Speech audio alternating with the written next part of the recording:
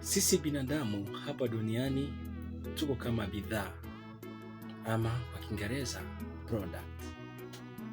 Yaani unapata heshima kulingana na mazingira unaokuwa ndani.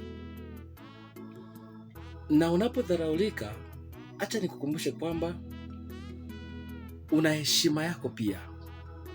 Ni sababu tu mazingira ambayo uko ndani ni mazingira ambayo unanyimwa heshima.